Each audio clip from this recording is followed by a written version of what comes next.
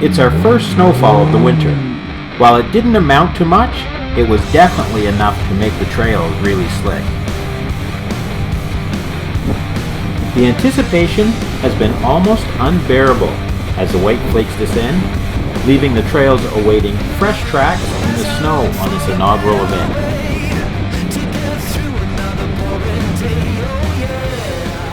Tyrone's slipped into a tree.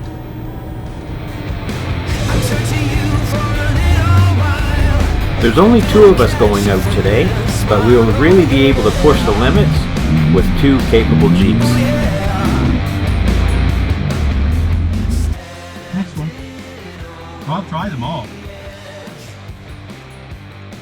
I don't believe you. You're lying.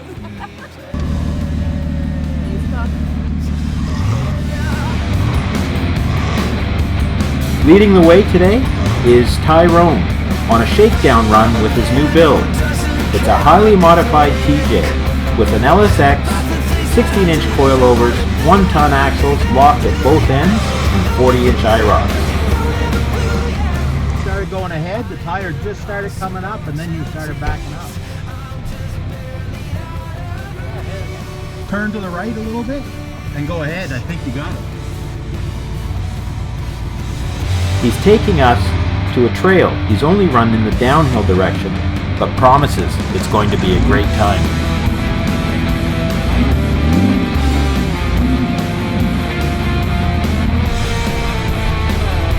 He definitely has some insane flex, way more than mine, and it appears to be working great so far. You got a flat tire? When did that happen? Maybe just right there when you flexed, because you're riding on the side of your rim. Oh my god. Yeah. That's what happens when you don't have wipers on your Jeep. Yeah. You got us on snow brush. Well, I think he found his first deficiency. Snow-covered trees and big Jeeps. A set of windshield wipers is in order. So it wasn't quad or trike. Absolutely. Oh my gosh, But look at the old scooter. He said the scooter's been there for years. Last summer, I attempted this trail with smaller Jeeps, but I didn't get this far. Ultimately, I had to go home and retrieve my big Jeep for the recovery.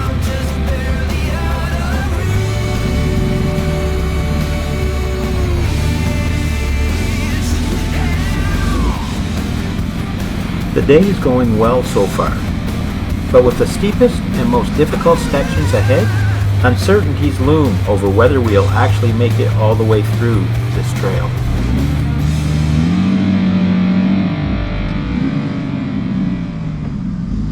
I haven't made it this far before. The trail has become noticeably off-camber, a situation that usually doesn't make me nervous. However, the presence of snow has rendered the ground very slippery, and with each forward movement, we find ourselves sliding precariously towards the trees.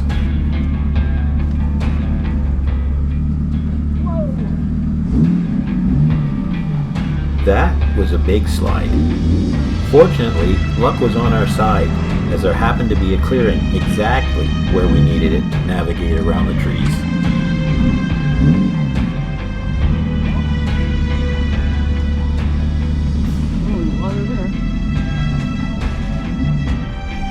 Most of our trails are bottomless muskeg.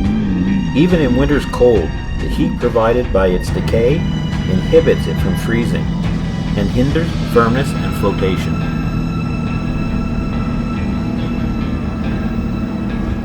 This situation appeared extremely dangerous.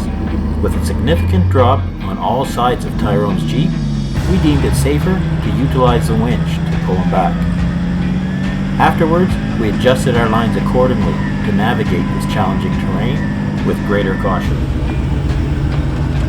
I'm sure if either of us had slid sideways off this big drop, it would have made for a nasty recovery with a Jeep on its side. If you're enjoying this video, don't forget to like and subscribe. Your input is incredibly valuable to steer our channel in the right direction.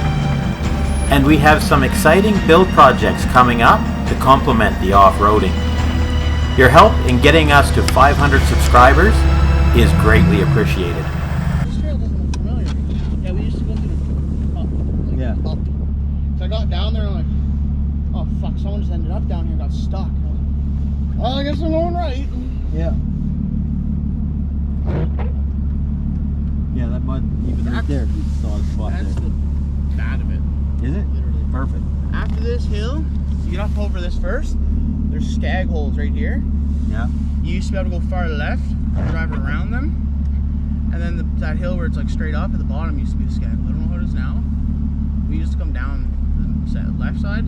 Yeah. But you couldn't go up the right too. Growing up in this area, Tyrone has an intimate knowledge of all these trails, and that's proving invaluable today. Even though he has only run these trails in the downhill direction, he still knows what the best lines will be for a successful day. A V8, and Tyrone's letting it eat. I'm always telling myself that my straight 6 is more than enough, and simplistic. But there's just no denying Tyrone's Jeep sounds way better, and his power to accelerate instantly is definitely a benefit. It's intoxicating listening to him as he climbs these hills and has me contemplating some of my build decisions. Hey, it looks like you're getting out the saw. Right on your car.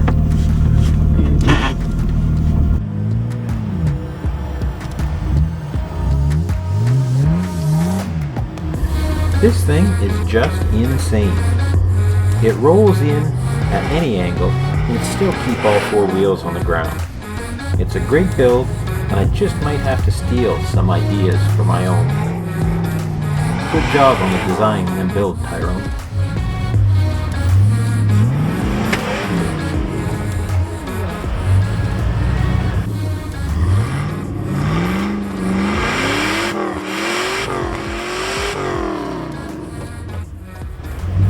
I'm sure glad I'm not behind you now.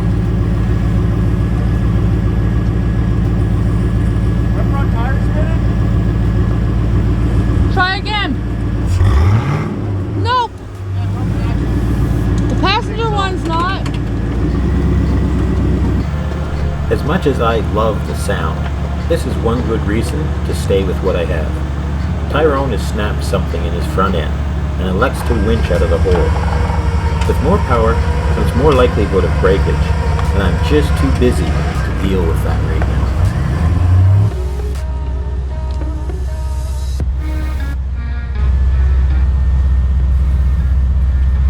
I gotta try it now. What, so you can break yours? Yeah, so I can break mine.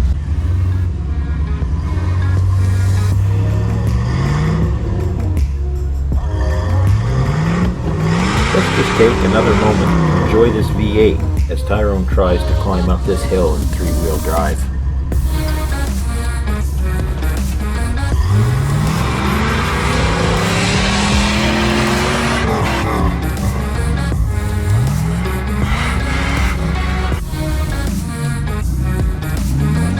It's my turn to try this obstacle. All of a sudden, when I'm on an angle, my Jeep is starving for fuel.